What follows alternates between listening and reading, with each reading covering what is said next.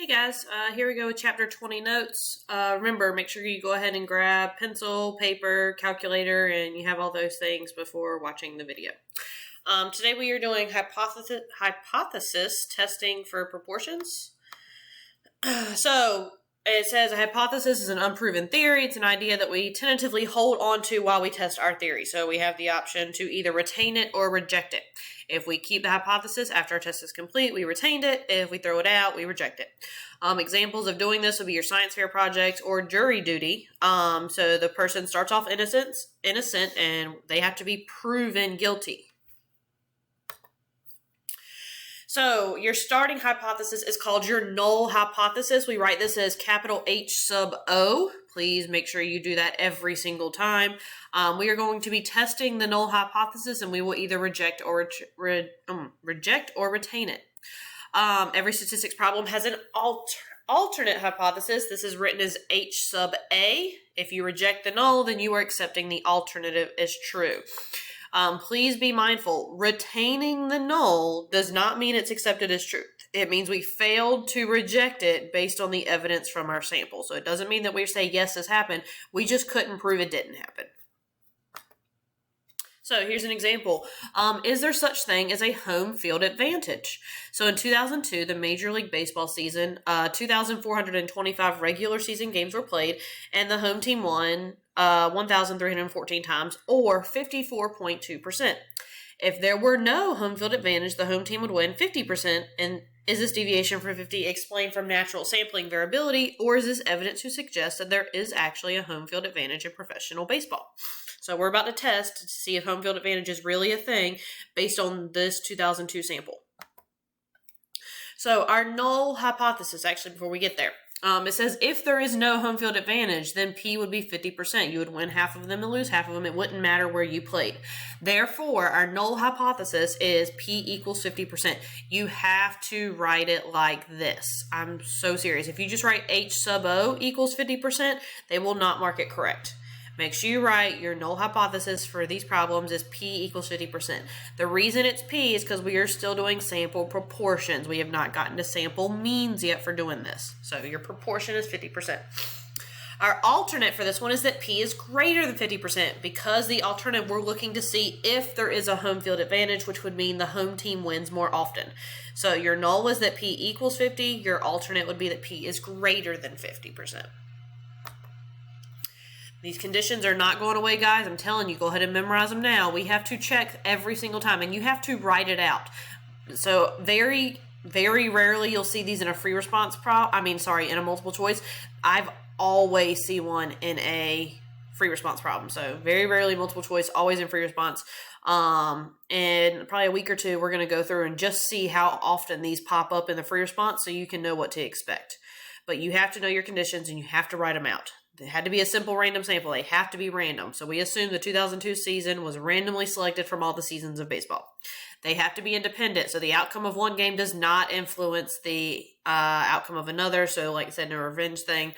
Population size. Our sample is 2,425 games. There have been more than 10 times that. So there had to have been more than 24,250 professional baseball games ever played. I think we're good. Minimum 10 success and 10 failures. There were 1,314 games for the home team won, and 1,111 games were the loss. So that is definitely more than 10. So we're good there. Make sure you always check these, and you have to write them out. It's not like you're just going to be like, yep, got that, yep, got that. No, you have to write out that it works in context, just like I did here for these. So when we're doing our calculations for this problem, our mean was our null hypothesis that P is 50. Standard deviation for here. So we're doing, remember, sample proportion. So square root of PQ over N. Make sure you know the difference of whether you're doing a sample proportion or a sample mean. It matters. Okay, when we run our test here, we will be doing one proportion z-test. This is number 5 on that list. So you go stat, test number 5. Remember, I told you in the last video, we will be doing pretty much every test on that list by the end of this. So this is test number 5, one proportion z-test. In this unit, everything is z. So make sure you're choosing the z ones. You will put PO as your null hypothesis, X is your number of successes, N is your sample size, and we always choose greater than PO because the alternate hypothesis for this example is that we think it's going to be higher. We're trying to test for a home field advantage, which means it would be greater. So we've calculated the z-score, and our p-value is almost 0. Remember, when you have that e to the -5, that means you move that decimal place 5 times to the less. That means it is 0.000018, okay? Basically 0. So this probability is the probability of your sample's results occurring naturally. Like, could this happen on its own? Since the probability is almost 0, that means we're saying there is pretty much no chance that this could occur naturally. Therefore, the null hypothesis is not true and it should be rejected. So what we are saying is that there is a home field advantage. Now, there's going to be 2 conclusions. These are written, it has both of them. It says, if the probability, your p-value is smaller than 5%, remember, we just found a p-value of 0.00008, maybe, I don't remember, but it was way smaller than 5%. So we would reject it because there's less than a 5% chance it could happen naturally. This is how you have to write it. You have to write it this way. I cannot be more specific here. It's got to be done this way. We reject the null hypothesis of p equals 0.5. There is sufficient evidence from our sample to conclude there is a presence of a home field advantage. It always has to be in context. Please do not forget putting it in context or they will not give you credit. Our other option is if the p-value was larger than 5. That was not the case in this one, but if it was, that's how you would say it. So we are going with the top one here. Okay, you have to be able to write these out. I'm telling you, when you do this free response, it's going to take you almost an entire page of writing all the stuff because you have to write the null and alternate hypothesis. You have to write the conditions. You have to show how you calculated the p-value. Then you have to evaluate the p-value and say that if you were going to reject or retain it in context. There is a lot of writing here. You cannot halfway do it. You have to write all of this stuff out if you want credit for the problem. So, it says, in this, or in any situation, your null hypothesis is always p equals whatever that number is, whatever you're looking at. Your alternate has 3 options, though. Your alternate is either greater than that, less than that, or not equal. So the problem will tell you which way to go. Are we looking at something being greater than what it said, being less than what it said, or if it doesn't say, you have to go with not equal to. So if we were looking at a home field advantage, that's why we went with the greater than. Here's another example. It says, it is a medical fact that male babies are slightly more common than female babies. We want to know whether the proportion of male births has changed from the established baseline of 51.7%. To test this hypothesis, a study in India reported in 1993 that 56.9% of the hospital's 550 births that year were boys. Could this variation be explained by natural sampling variability, or is there evidence to suggest there is really a change in the percentage of male births? So, going through the same thing, you have to do all 4 of these steps every single time. I don't know how many times I'm going to say this to hopefully get you to do it because I'm not there with you to make you do it. You have to write all of these things down. So, right now, in your notes, write down every single one of them because on a free response, you have to do it. Just go ahead and get in the habit of doing it. Step 1, state your hypothesis. You need to know that the null, what they had was 51.7, and we are seeing if it is now greater than 51.7. Based on the problem, you have to state your hypothesis exactly like I wrote them. Don't just write HO equals 51.7. It's HO P equals 51.7 or P is greater than 51.7%. When we get to sample means, that letter is going to change. So I need you to make sure you're in the habit of writing it right there. We always have to check our conditions. We need to know that it is random and independent. So we assume this year was randomly chosen along birth records and that each birth is independent of the other births. You have to state it in context. This is not changed. Remember doing socks in context. We need to know that there have been at least 5,550 births at this hospital. It has to be 10 times your sample size. And we have 10 male births and 10 female births in this sample. We have that. You have to write them out. Do not try and do this halfway. Like, just do it. Next, state your calculations. You have to do your p-test. So this is stat test 5. You're putting in your null hypothesis, your X value. So this one needed to do 0.569 times 550 gave me 313. So make sure you put that in. And then our number of trials was 550. We are picking greater than because we think that it has changed from the null hypothesis. We think it's gotten bigger.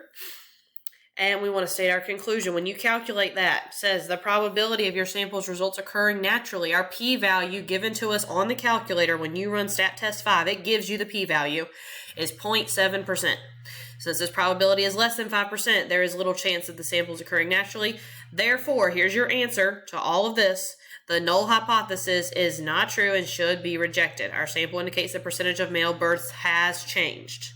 So this entire screen that you're looking at right now is what they're looking for on a free response question. They want you to state your null and alternate. They want you to state the conditions in context. They want you to write out how you did your calculations, make sure you label what everything is, and then your conclusion, which mentions your p-value, whether you rejected or retained in context. It has to have all of these things. I know it's a lot, but it's what they require. To make sure you have every single thing on this screen written down, because it is all part of the free response question. Mind you, they don't actually walk you through the steps. It's not like part A is step 1 and part B is step 2 and part C is step 3. They don't do that. They just ask you for the answer. Like, I'll show you, I will go over a free response question that involves all of this, and they don't remind you, hey, don't forget to do this, and don't forget this, and don't forget this.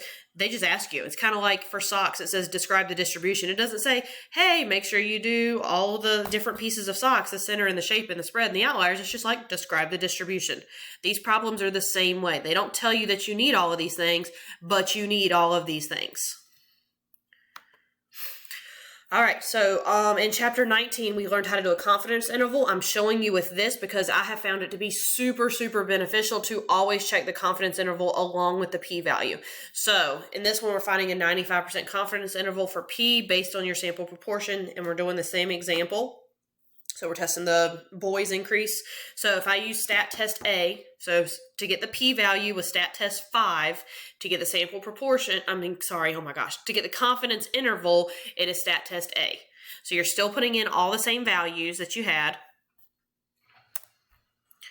And we get a confidence interval of 52 to 61%. So if our null hypothesis is 0.517, is it in that interval of 52% to 61%? No, 51.7 is not in that interval. So what that means is we should reject the null hypothesis. So these are two different ways of doing the exact same problem. Unless they specifically tell you which one to do, if they ask you for a confidence interval, you have to do it this way. If they ask you for a p-value, you have to do it the other way. Other than that, you can choose which one. I personally always check both because I have a really, really, really bad habit of sometimes mixing up whether p is less than the null or greater than the null, which one rejects. Like, I don't know why. I find that students run into the same issue. So I always double check to make sure that I am doing it correct. So if you check the confidence interval and that value is outside of your confidence interval, and you check a p-value and that p-value is less than 5%, you have just double covered yourself to say, hey, yes, we are absolutely rejecting this null hypothesis. Vice versa, if it is in the confidence interval, we retain the null. If the p-value is greater than 5%, we retain the null. So if you check both, you have extra covered yourself. Okay, it's also good practice because sometimes they do specifically ask you to do one of the methods. So if you're used to doing p-value all the time, you may not be as familiar with confidence interval. If you're used to doing both of them all the time, doesn't matter which way they ask you to do, you're going to know how to do it. All right, guys, so that is the end of chapter 20. I will post the work on Google Classroom for you to do. Talk to you guys later.